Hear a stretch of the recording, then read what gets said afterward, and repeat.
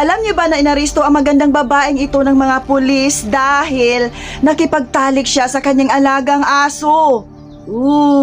Ang pangalan ng magandang babaeng ito ay si Denise Fraser, 19 years old na taga Mississippi. Isa din siyang TikTokers guys at ang ibang content niya ay nakipag-ano siya sa mga alaga niyang aso. Isa sa mga favorite dogs niya sa kanyang mga video ay ang German Shepherd at isang canine dog.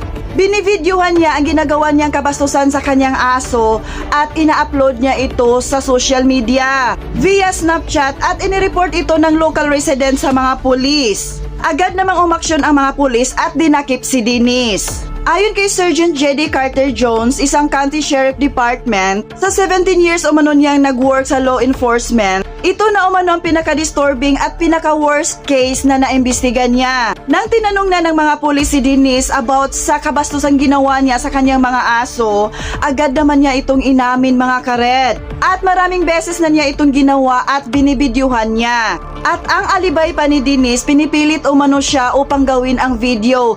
Ngunit hindi ito sinang-ayunan ng mga pulis. Dahil nakita nila sa video na nag-i-enjoy talaga si Denise sa mga ginagawa niya sa kanyang mga alagang aso. Ang totoong rason, request yun ng kanyang mga fans at binabayaran siya upang gawin niya yung mga video na ganon. Tumatanggap siya ng pera upang gawin niya ang mga kabastusang video at kahayupan niya sa kanyang mga alagang aso. Sa tingin ko mga kared, may tupak si Denise. Hindi ito gawain ng mga normal na tao ang makipagtalik sa mga alagang aso. Ang tawag sa mga taong katulad ni Denise guys is bestiality. Yung mga taong gustong-gustong makipagtalik sa mga hayop.